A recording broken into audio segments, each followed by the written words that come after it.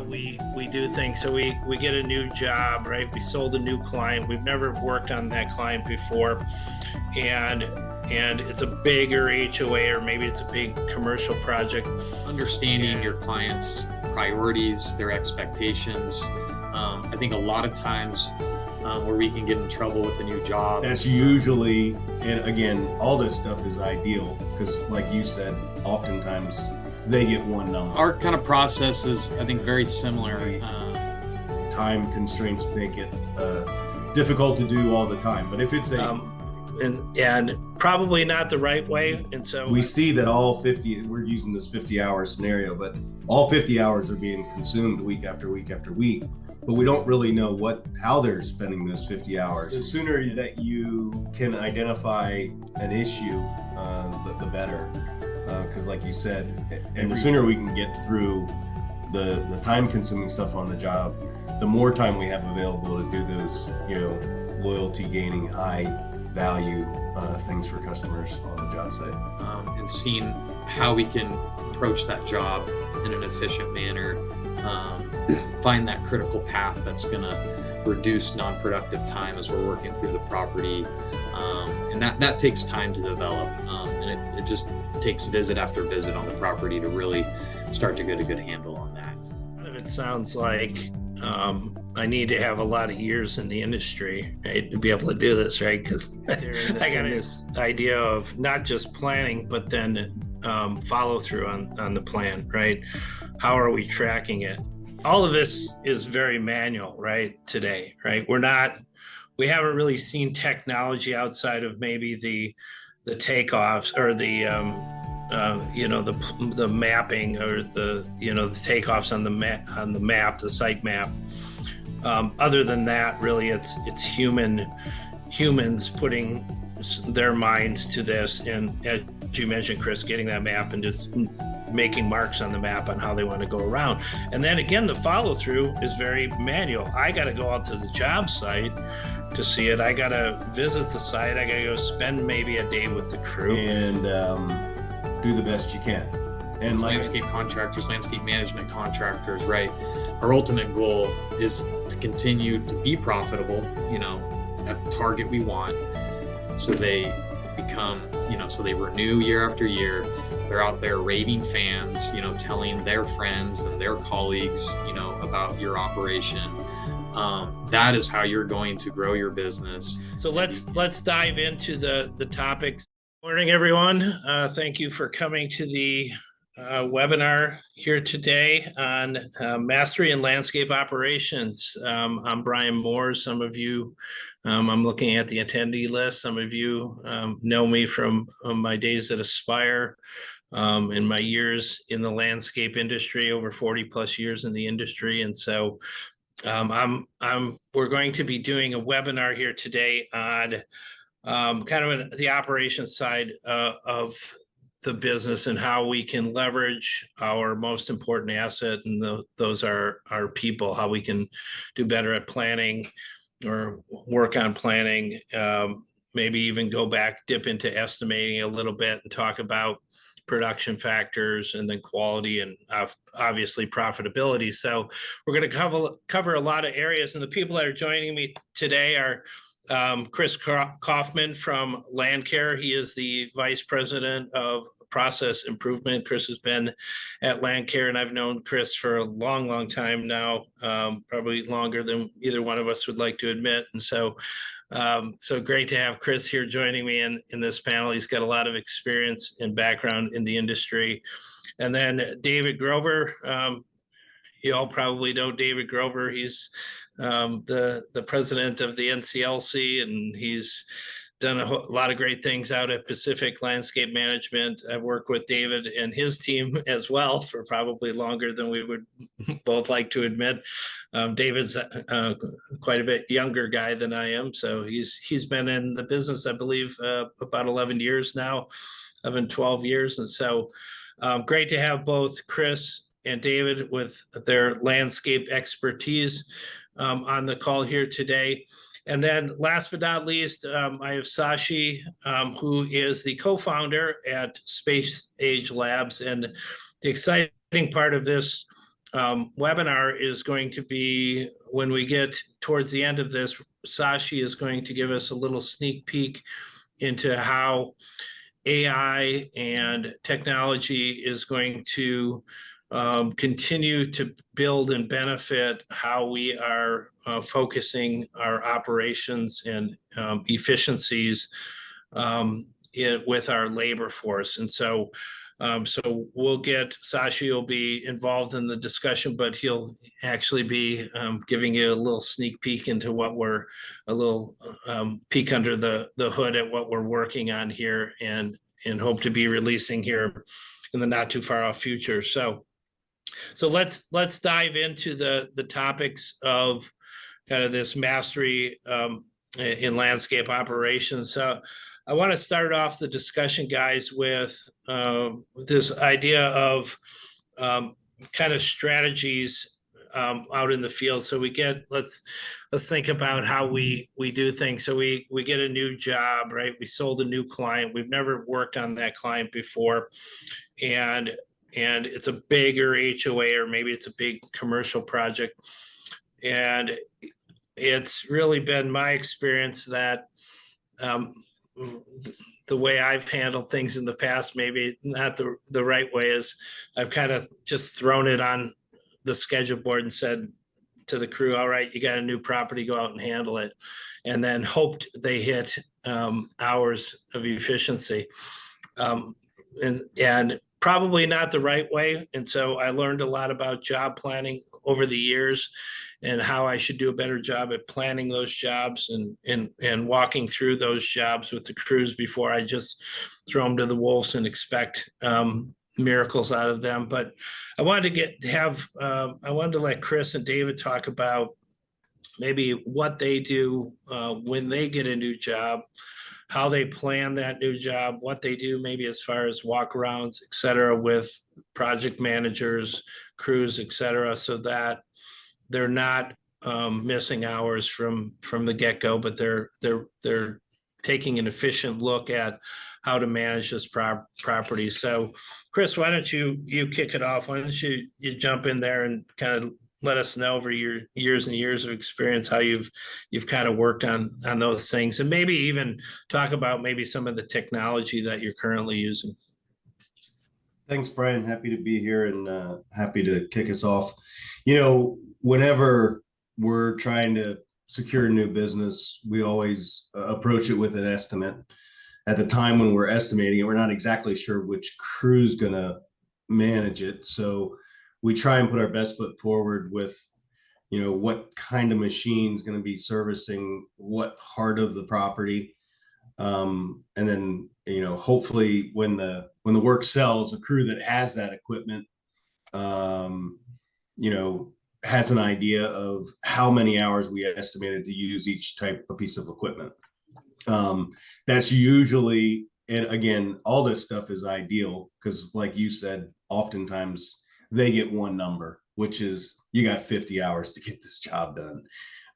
But in an ideal scenario, we don't only give them the 50 hours. We say, hey, you've got 50 hours to do this job, and we anticipate that you're going to run a 60-inch walk behind for 20 of the hours, and you're going to run a 48-inch walk behind for 15 of the hours, and the balance is going to be with your, you know, your line trimmers and your blowers and the site details of pruning and all that kind of stuff. That plan, or script we call it sometimes, is usually accompanied with a map that says, here's how we arrived at that plan. And so it's some sort of a pinned map, typically from satellite imagery. So it's a top view of here's the property and here's the areas we were going to use each type of a piece of equipment, and do the best you can. And like I said, hopefully they've got the same mowers that we estimated. If they don't, then we circle back and we make adjustments to the plan. Hopefully they've got what they need. All of that I said is aspirational, and honestly, time constraints make it difficult to do all the time. But if it's a new job, it's a big job, And it's an important job because we maybe priced it a little aggressively that we can't go over the hours. We take the time to go out in the field and watch them do the work and see how it lines up with what the original plan was, and make some adjustments. Awesome. How about you, David? Yeah, no, our kind of process is, I think, very similar to what Chris just described. We also use satellite imagery to, everything starts, with takeoffs, right? How many square feet of turf and bed space do we have? So that's kind of all where it starts. That's the baseline. We pull that out, and then we use, a system such as GoIlon or Property Intel. I think those are merging together to generate those takeoffs, which provides a map, which is really nice. That translates, we use it through the sales process, get verification from the customer, and then that can translate then directly down to the crew if we're awarded the contract, and letting them know, what's included in the scope of work. And then as we estimate it, we put it into our bidding templates in Aspire. And we have different kits for, as Chris mentioned, all the different sizes of mowers, because there's different production rates associated with, how big the mowers are and how much turf they can mow in an hour. And then we have, other kits for edging, which, I think you can do either lineal edge, and you maybe either need to measure that out. We just try to simplify it using, a factor on square footage, which can, sometimes not be accurate based on, is it a big piece of turf with a limited amount of edge around it versus a bunch of little chopped up pieces. And then, the details, the pruning, the stuff like that. And a lot of times, it's a little bit of a guess, right? I think every landscape contractor knows that we can get super duper detailed in the estimating phase, but we also have to churn these things out and get them into the hands of our prospective clients as quickly as possible. So one thing that we use in our organization is looking at price per square foot, which can be helpful. And we evaluate that, but there's so much nuance that happens at each property, right? Is it a tightly planted bed space with lots of high maintenance plant material, or, low maintenance plant material, or very little plant material? So there's a lot of nuance that happens. And so why we do that price per square foot, we've evaluated that on a lot of our jobs. So we can, draw comparable properties, size them up against each other, see how we have been performing on that at that price per square foot. So there's a lot of different ways, you can look at it. And I think the other thing, starting with the estimating phase that I think is really important too, is understanding your client's priorities, their expectations. I think a lot of times where we can get in trouble with a new job, even though we're maybe putting in a lot of production for every hour we're spending out there, we can sometimes, go out there and have to put more and more into a new job because we don't understand what are the top priorities for that client. Maybe there's certain areas of the property that they see all the time. And in our minds, we're, as we get started, maybe we're not servicing those as frequently because in our minds it wasn't a high priority, and so we're getting called out time after time. And so fleshing that out through the sales process, scheduling a walk with the customer and the production supervisor and the account manager to walk around, the property either the first week that we started or before that, to just make sure we're all on the same page. We understand, where the high level priorities are for a client. So we know we're focusing in on that, making an immediate impression from the get-go and trying to limit, all the callbacks if we're not hitting those priorities. And that's key. We don't do it all the time. Sometimes we're busy. And, Brian, as you said, we're not perfect as an organization, but we try to follow our processes. Sometimes it is, hey, we sold this, go get it done. But we try to, as much as we can, get out on the site, review what went into the bid as just described, how we got to those hours, how we got to that pricing, what are the priorities, and making sure that the production manager and that crew leader and that crew really understand that well. And then really through the first, probably couple months, we're really taking what we had in theory and the estimate, and then trying it out in the field, and seeing how we can approach that job in an efficient manner, find that critical path that's going to reduce non-productive time as we're working through the property. And that takes time to develop. And it just takes visit after visit on the property to really start to get a good handle on that. Yeah, a lot of it sounds like I need to have a lot of years in the industry, right, to be able to do this, right? Because I got to have experience. I got to know what kind of how to be able to guesstimate how is this mower going to property 5 hours, is going to be on the property 7 hours. Are they going to use a 48 and a 60? Are they going to, right? I can't just throw anyone out there to do that sort of work. And I think, that's the tough part, right? A company is trying to grow and scale. How do they do that with new account managers, new production managers, new operations managers, new crew leaders, right? All of this stuff, right? To just get them to understand what's in your head.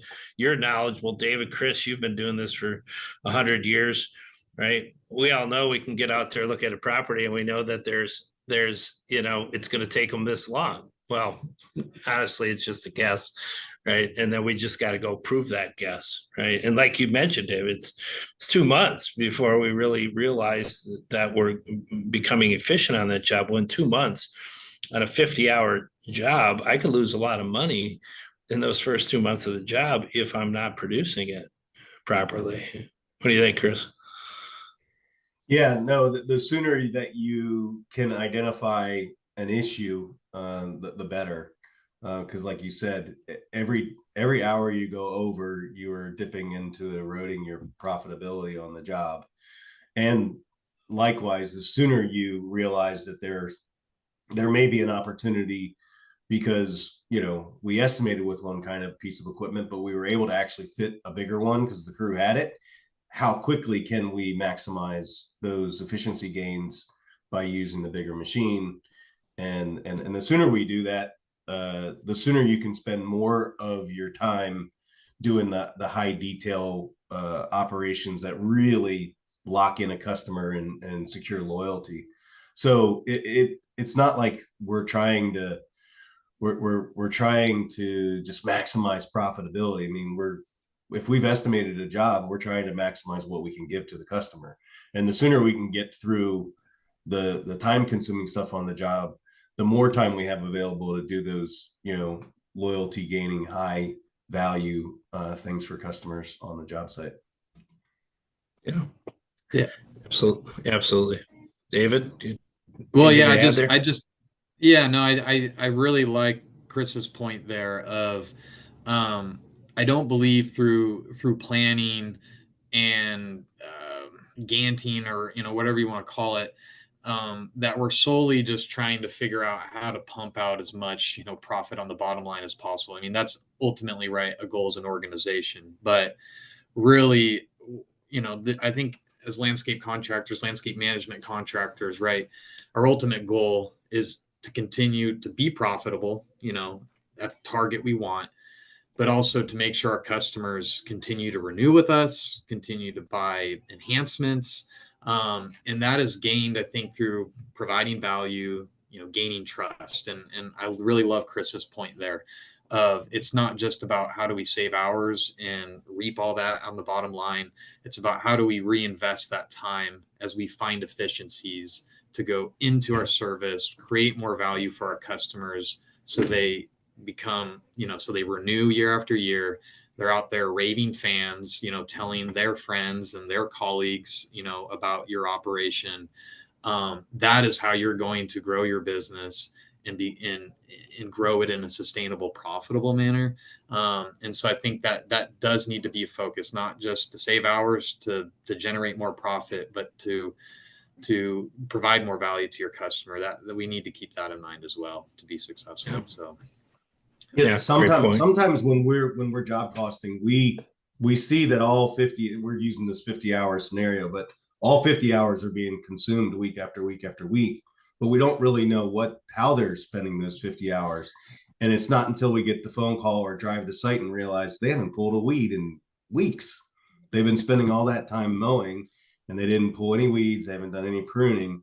And now we've got an emergency cleanup that we have to do that erodes all the efficiency that we thought we had to get the property cleaned up. So when you only look at that one data point, you might not be seeing the whole picture. You really need to understand, are they not just are they hitting the hours, but are they hitting the hours and doing all the work? Great I point. think you make a key point there in this idea of not just planning, but then follow through on the plan, right? How are we tracking it? All of this is very manual, right? Today, right? We haven't really seen technology outside of maybe the takeoffs or the the mapping or the takeoffs on the map, the site map. Other than that, really, it's humans putting their minds to this, and as you mentioned, Chris, getting that map and just making marks on the map on how they want to go around. And then again, the follow through is very manual. I got to go out to the job site to see it. I got to visit the site. I got to go spend maybe a day with the crew to make sure they're doing it. They're hitting hours, but are they doing it right? Again, it's really about not only about the initial plan, but again, how are we delivering on that plan week after week after week? And are there ways that we can continue to improve, right? Constant improvement on these properties to, again, provide a higher level of excellence for our customers, right? Their expectations of excellence, we want to meet and exceed those things. I wanted to just step back because you've mentioned it a few times, David, about kind of the takeoffs and the estimates and making sure they're correct with the proper mowers. Do either of you, talking about the planning, when you go out you get the phone call from the client or a prospect to come out and bid their property, do you ever do that planning before you even put the estimate together? Or is it just let's take the site map and figure it out from there? I would say we do the planning in terms of trying to identify, what type of equipment will be used. But I would say that's about kind of where it stops, right? Like putting together the actual workflow map, or what I would call defining the critical path of where that crew is going to park, where, and then who's going to get on what piece of what mower or whatever, and how they're going to navigate through the property to try to eliminate jumping from this point over to this point, back over to that point. There's a lot of wasted time just walking between areas or driving your mower or whatever between areas. And that detail of planning, we generally do not do, before we are awarded the property. For a couple reasons. I think probably for the main reason is that's a lot of time and work that goes into that. And are we even sure that we're going to win this property? Is it worth putting that investment into it at that point? And so that's where we try to keep it a little bit more high level, identify areas that will use different types of equipment or different tasks or whatnot that have maybe different production factors, and then trying to compare that to maybe a comparable type and size property, how many hours and where did we price it, try to keep it a little bit more high level to know that we're pricing it to where we think we can perform it and be profitable and meet the expectation of the client, but not really getting that deep into it. That next phase where we really look at it in detail really comes, like I said, in those first couple months. And we want, our expectation is to have a map with the workflow of here's all those pieces of turf for that mower. And then this is how you're going to approach it. This is how you're going to move through the property. And that's, a lot of that's through trial and error. You start with an idea in your mind of what you think it's going to be, and you kind of, plot it out on the map, and then you go perform it. And as you're performing it, you may find, ways in which you can organize differently and be more efficient. And that just happens through trial and error. So it takes a lot of time. Yeah, the only thing I would add to that is, there is a needs assessment that takes place. And David had mentioned it earlier that there are certain customer needs that need to be surfaced before you even put a proposal together. I think in particular about HOAs and assisted living, and we see a big plot of turf and assume we can put whatever size piece of equipment we want on it. But knowing that some HOAs and assisted living retirement communities where there's lots of eyes on you, they don't like the big machines. And so sometimes on certain properties, you have to do a needs assessment and say, is there a certain way you'd like to get this property done? Because in our mind, hey, we're going to mow everything and then, assembly line it and send the line trimmers and the blowers behind it. But in some scenarios, we have to treat each residence or each quad as its own little job, because that's the way the customer has requested us doing it. In some of those places where people are home, they don't like seeing, grass on sidewalks and for long periods of time. So there's sometimes we do that. But to David's point, it's so time consuming that you wouldn't take the time to create a critical path on every job at the time of estimating. I think you do a production review and you make some assumptions about what a critical path might look like to finalize your number, but you never document it. Or I say never, but we never document it until we sell the work. And then at that point, we lay it on and we put something together. Yeah. It's so true. It's, and I agree. I mean, but I think, right, in the age of technology, which again, Sashi will kind of show us at the end of the hour here today, and in the age of technology and AI, why not have that information at our fingertips without having to put all the manual labor into it at a very cost-effective way of doing it, right? Because labor takes way more time than what technology can produce for us. And now I have accuracy in bidding. I have accuracy and know how I can now deliver on that, right? This is all about kind of marrying kind of sales and production, which is in the past has never been a good marriage, right? It usually ends in divorce. But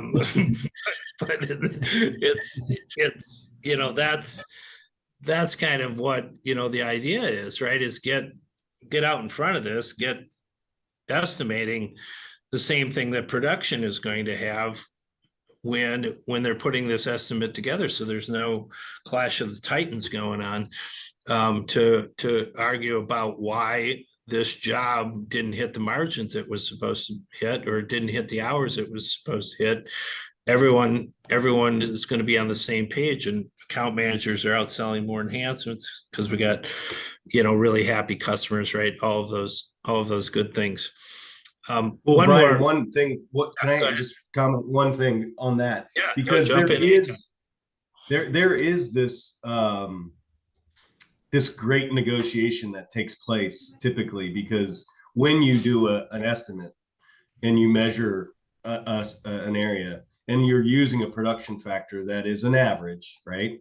And there's complexity that might come into it that from a satellite image, you can't say that, well, yeah, there's 2 acres of turf, but it's broken up into 60 little pieces of turf. So it's complex and it's going to take some while to get through that. So part of the estimating process is we do a takeoff, we come up with out of the box estimated hours to do the job. And then we bring the production people out and they look at it with us. And they say, your system gave us 30, we need 40. And then there's like this negotiation, like, why you need 40? And couldn't you do it in 32? Or no, give me 35. I want 37. It's this back and forth between what the system says and what the operators say it's actually going to take, because, they're looking at the job and they are mentally doing a critical path of, all right, how long is it going to actually take to get this job done? and how does that compare to what the average production factors give you? And so if you could provide during the production review, not just the estimated hours based on the production factors, but also the critical paths, then like you're in a much better negotiating position if you're the person trying to sell the job. Because not only do you say, here's what the system says you can do it in, and here's how the system says that you're going to be able to do it that way. And that right. Yeah, exactly. Yeah. And you mentioned a big thing there, right? Production factors, right? I think most people are using production factors. I got my production factors over a period of months, if not years, by going out to and watching crews and perform work on job sites in those different scenarios, right? So it's smaller areas, larger areas.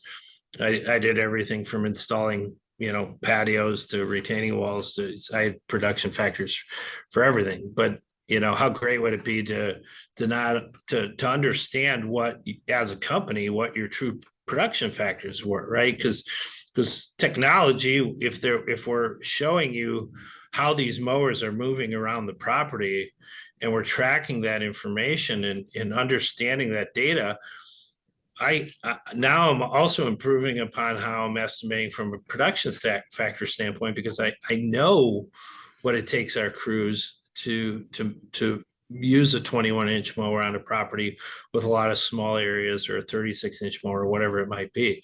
And so again, all of these things are possible today, right? It's, why are we still like,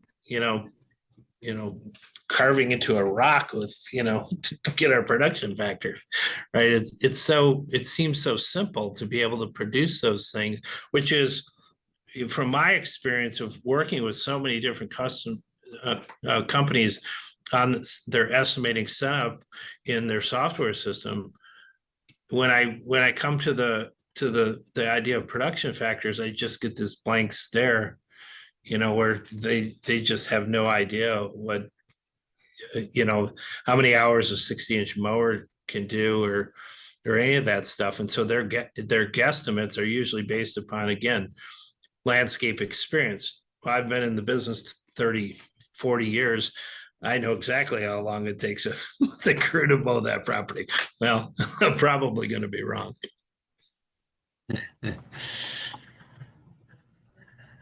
So anyway, so let's talk about, again, now.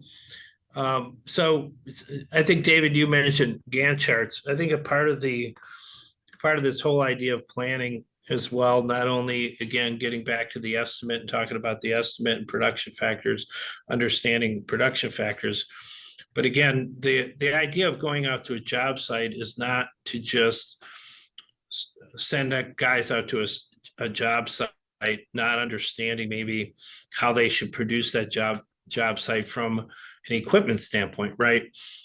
Chris, you mentioned it, right? The 60-inch mower is going to take this long, and this is the critical path. Well, what does this guy in the 60-inch mower then do?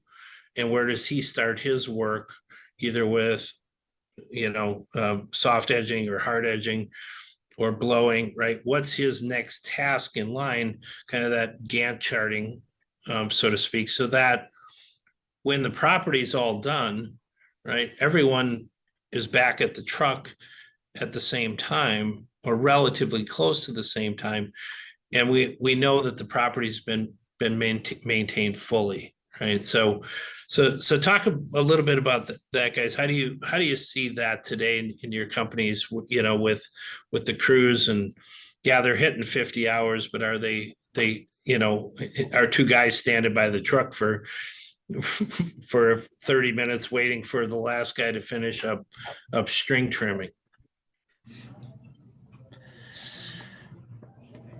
Go ahead, David. I can hit on this. And just maybe I can provide a little bit of perspective here.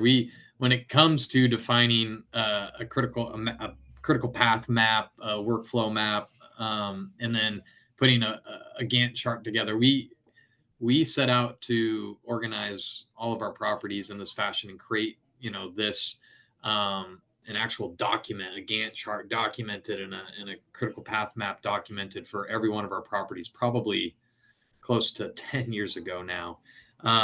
And we're kind of at the point finally, right? And this just kind of, I think, illustrates how much time and energy that goes into this. We didn't necessarily hire, well, we hired an outside consultant to come in and help just educate our people, but we just relied on our production managers basically to work on these over time. It's been about a decade, and we're kind of at the point now where we're starting to finalize the Gantt charts for this. And it all started with defining, getting those maps created, defining that critical path, and then taking time. So once we figured out that we thought we had the most efficient way of moving through that property, we gave our guys stopwatches, and they started timing how long it would take them to complete whatever tasks they were doing. And so then we had a bunch of times, and they would range, and we would take the averages and have them time themselves over a period of, a few weeks. But we determined how long it took to get, not just from the estimate, right, and the best educated guess we had, but actual on the ground, how long it took to do the 60-inch mowing, the 36-inch mowing, the 21-inch mowing, the edging, the soft bed edging, and then all the leftover time is basically up for pruning details or blowing. That was the other one I missed. So there's probably others, but we wanted to get the times for all that. And then we kind of look at, okay, is this a 3-man crew? Is this a 4-man crew? Who has what, skills and capacities to do what type of equipment? What's the sequence, right? You don't want to get to the property and start blowing right away, because you're going to make a mess as you're mowing and edging. So you want to kind of know what the right sequence of events are, knowing how much time it takes. And you just start plotting it out on this Gantt chart, right? And you may have a couple people starting on 60-inch mowers, so they can, if it takes 4 hours, they can wrap that up in 2 hours, and then, get to edging. You want to do that next. And while the other people on the crew are maybe, doing their trim mowers with the 21-inch or getting their weed eaters out. And then it's all organized, right? So you're not starting one task, out of sequence, or having a guy get back to the truck after mowing, and he doesn't know how to use an edger or something, so he's going to grab the blower, but the edging activities hasn't started yet, so he's got to wait at the truck till the next guy gets there to start edging. That's all lost time. And so it's putting it all together, right, in this well organized, well defined plan that's documented, leaves little room for errors in terms of just guessing what I should do next, because the crew leader isn't always at the truck there to give orders to the crew and what to do next. We want to have that as well defined ahead of time with a chart, with a map, and even if there's a new person on the crew, right, they can be studying that map, they can be studying that chart as they're getting to the next job, and they show up with an idea in their mind as they've been looking at this of what they have to do.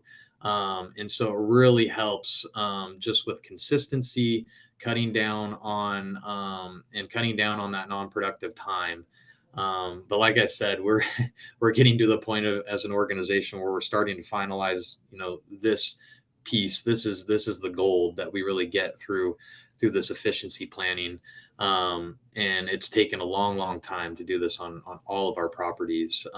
But it is huge. And we're finding in some cases, right, we were going through the routine and, maybe spending 10 hours on this property. And as we've gone through and better defined the critical path and gotten that into a Gantt chart, we have better quality, we have happier customers, and we're doing it in, 20% less hours.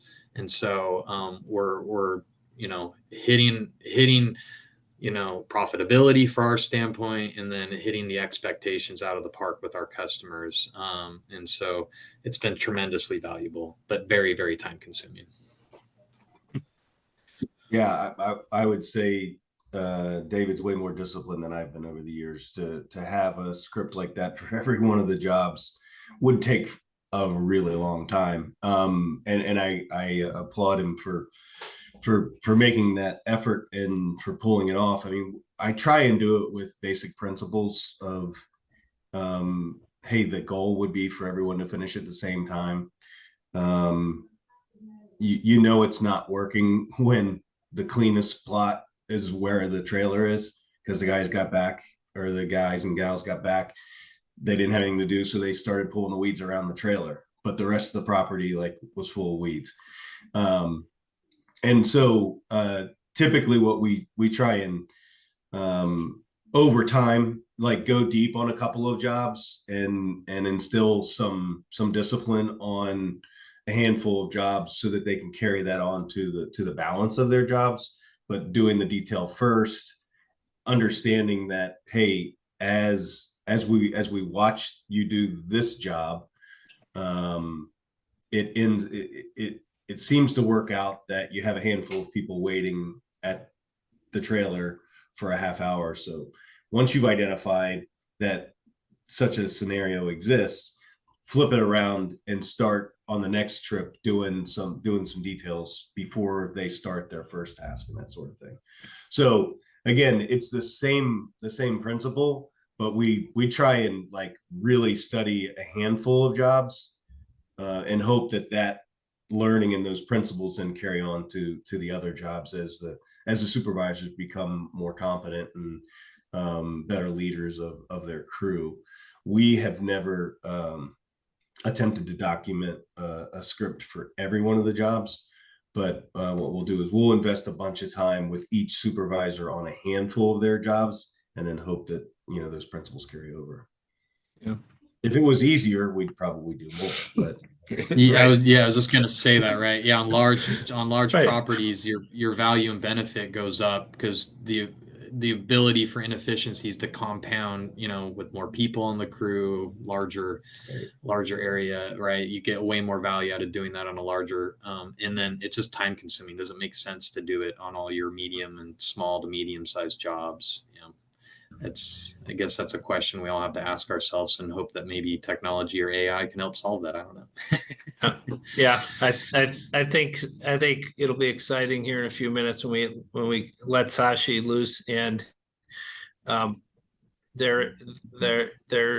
encourage you. I know I didn't say this in the beginning, but if you do have questions, please just type those into the Q&A area. Sashi, do we have any questions currently in the Q&A? Yes, we do have. So Dave wanted to have an example of a Gantt chart that you guys are discussing.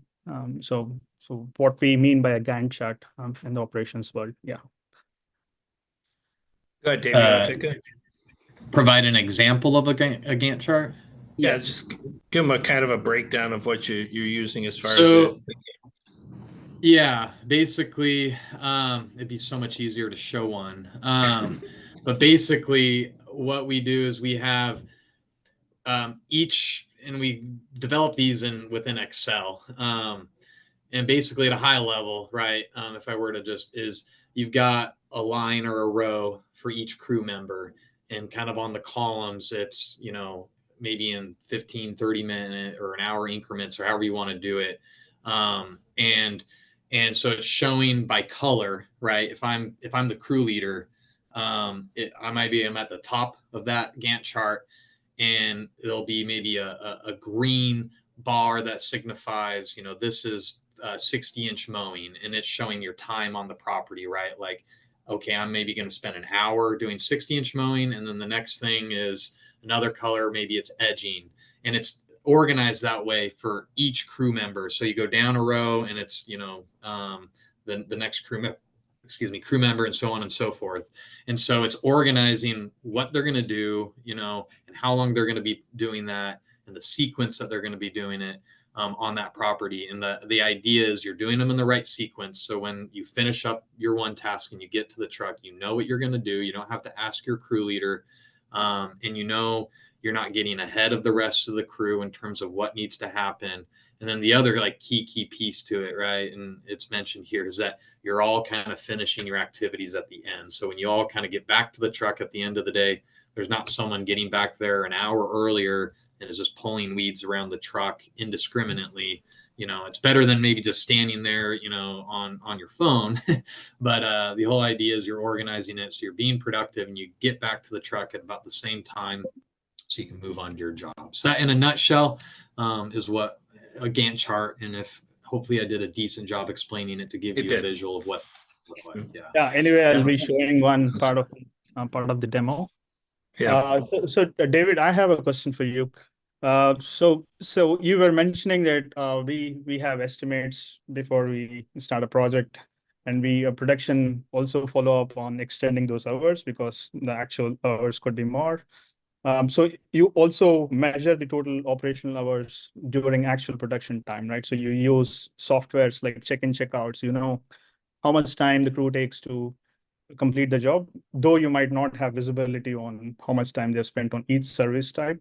But the Correct. question is, do you vigilantly go back and ask the crew if they have exceeded the production time, or they have done fast or quick than the estimate? So is that because the jobs are high frequent, right? So every week the crew hits the property and they come back. So is that diligently every week we monitor them? So how does the process work at your end? Yeah, and this is, we utilize Aspire software, right? And we have ticketing within Aspire, and so every visit that they make, the crew leader is clocking in to that job when they arrive, and then clocking out when they leave. And we can see that, essentially in real time. At the end of the day, the production supervisor needs to save their time, which then adds in all the travel and non-production time. But really, as soon as they save that time entry, we know in the system right away, did they go over an hours that week? Did they go under? Did they go over? Do I need to go talk to them and say, hey, what happened? Did something go haywire at the job? Did you get a flat tire? Help me understand. So yeah, we're able to check in on that with that data. But the one piece that we don't have, and we kind of consciously made this decision, right, of we could have set up Aspire to have a bunch of different tickets for mowing and edging and blowing and all that stuff, but which would be nice, right, to have all that data and have everyone clocking into their phone when they move on to a new task. But then that just becomes a lot to manage, and making sure that they're actually clocking in and clocking out the correct way. We found it more simple to just leave it at the visit when it comes to the weekly maintenance services. But I would love to have that data. And we've gotten that, right. I mentioned through giving crew members stopwatches, and they're, manually doing that and writing down the times as they go for our own, Ganting purposes. But if there was technology out there to get that data without having to go through those hoops, would be really, really nice. Yeah, you're so right, David. I want to bring up one thing that you mentioned, and that was kind of this idea of not everyone knowing.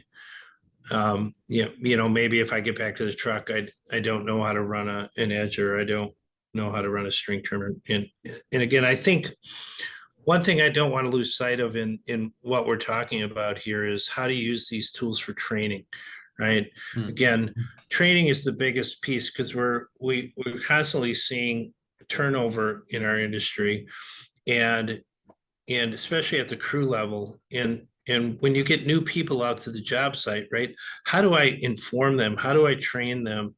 And if they're not using a piece of equipment well, because it's taking them longer than other people are taking with that same piece of equipment, I have the information at my fingertips to be able to go back to them and say, hey, let me help you. Again, not to reprimand and say, hey, you guys are going over hours every week, do better.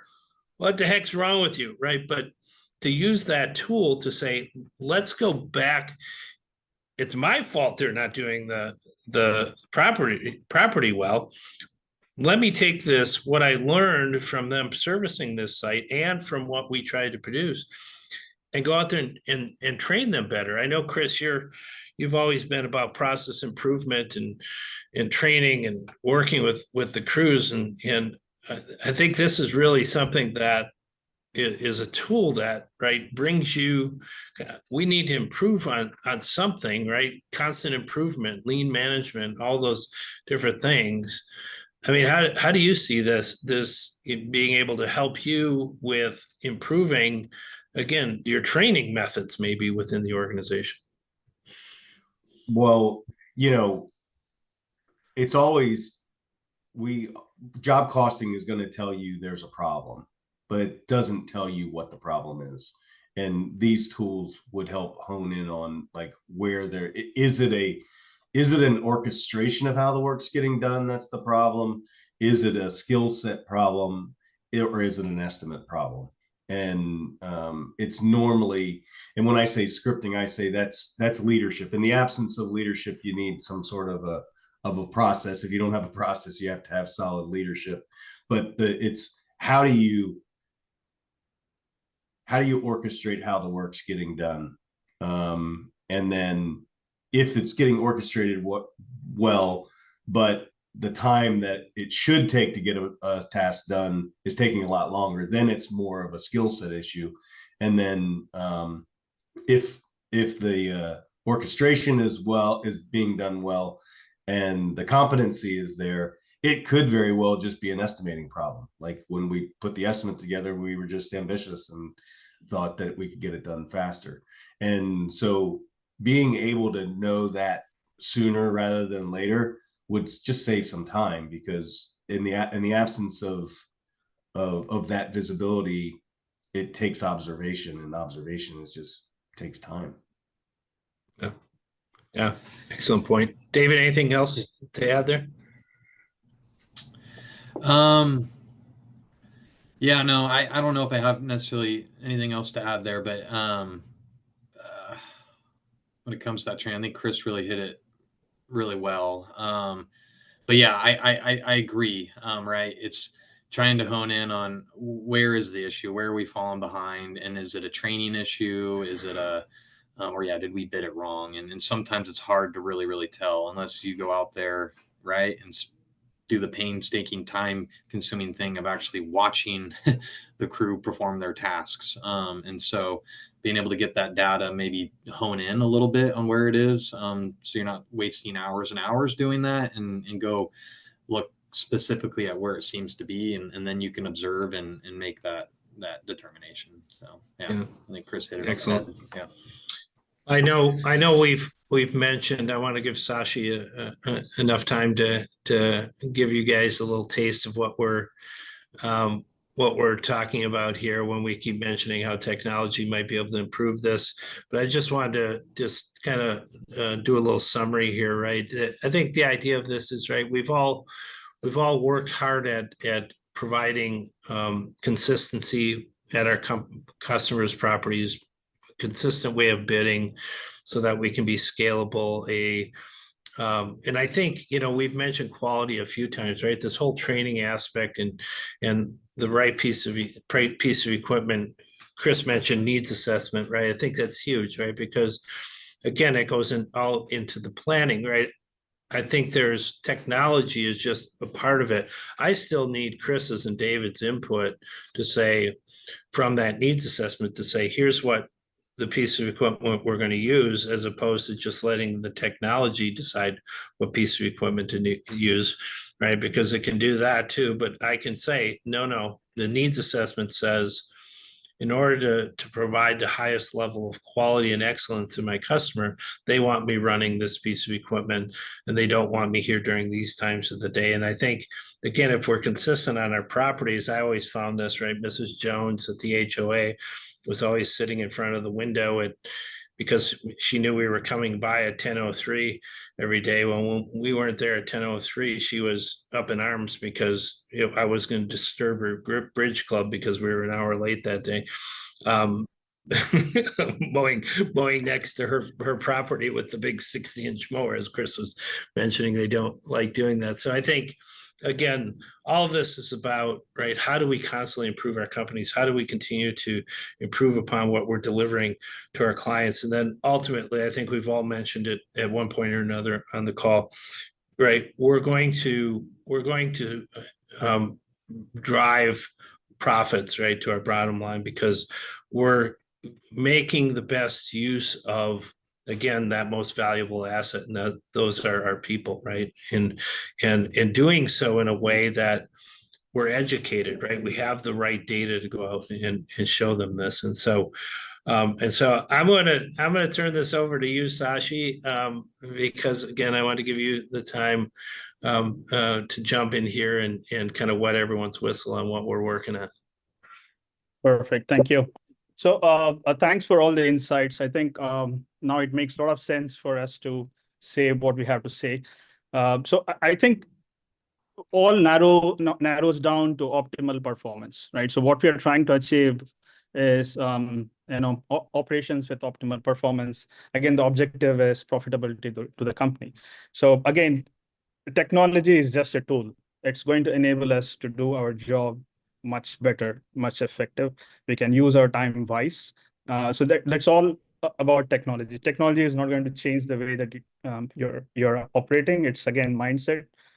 So we are just enabling it so that we use it as a tool to bring it for improving our overall performance of operations. So again, there are several variabilities while we plan. So planning is cumbersome. It takes a lot of time. So I think we heard enough from you, but there is a clear intention of doing it so that we improve not only the hours, we improve the quality of service and so on. So there are several benefits of having a habit of making plans for our production.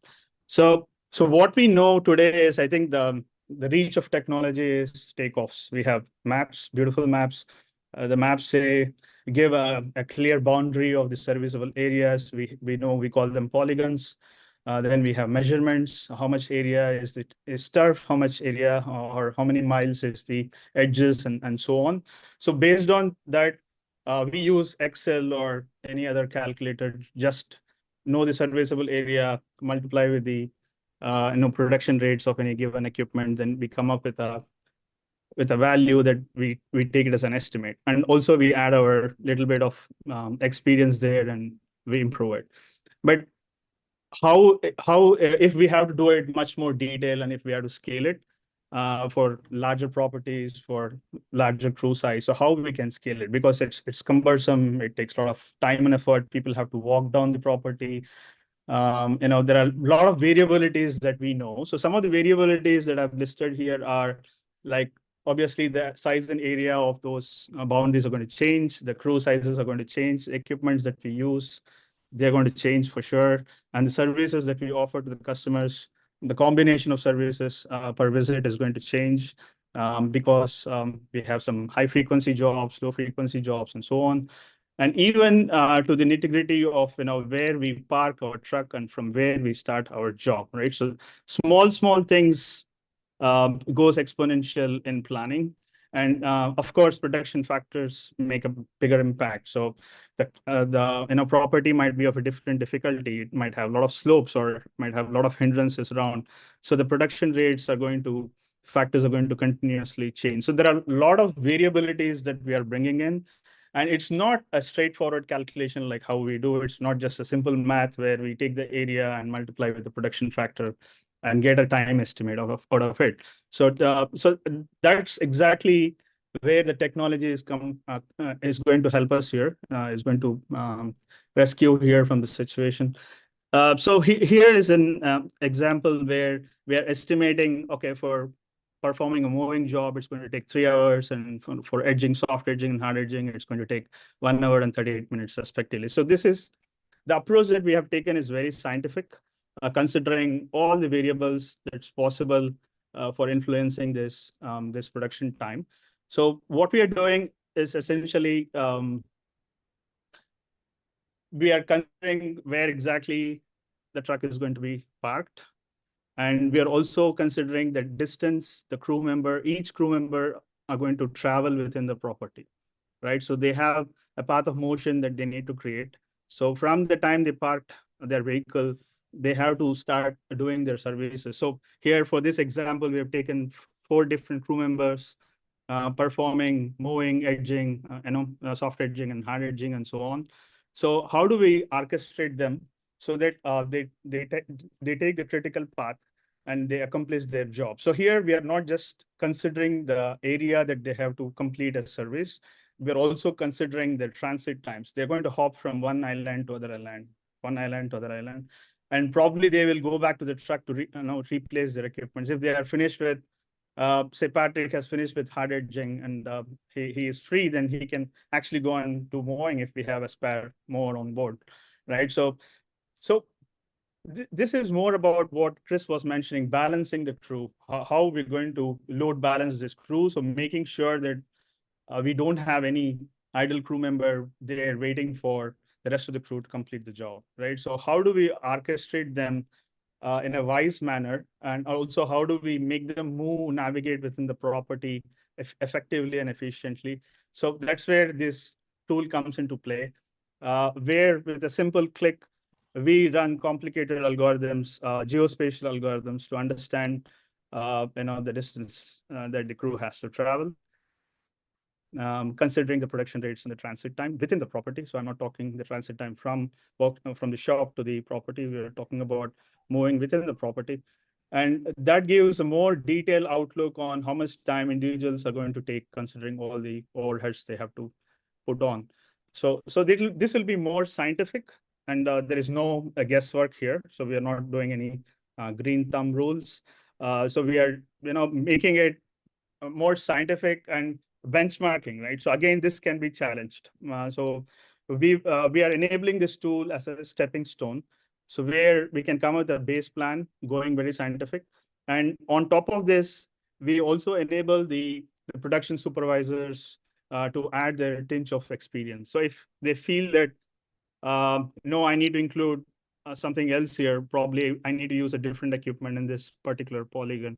So we can amend this plan as well. So we can change the plan, keeping rest of the plan, and add the experience, a little bit of experience from the production team, and improve this plan, right? So the whole point is avoid doing things in a longer way, in a cumbersome way. So we make things easier. We start where we give you a first step where you can move in, where most of the problems are solved. We know your travel time, we know your transit times, and we know your production rates, and we know the difficulty of the turf. So considering all these factors and the equipments you're going to use, so we come up with more accurate estimations here. So it's more scientific in nature.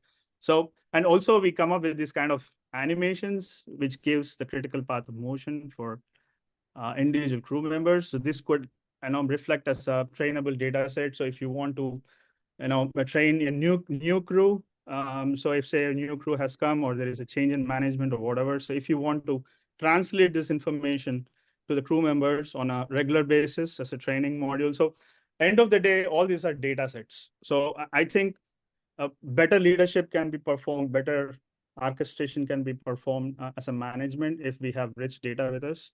And so this is more of a training data model that we can build from this, where it could be archived and can be used on demand, right? So it can be pulled maybe monthly once or quarterly once to the crew to establish that if there is any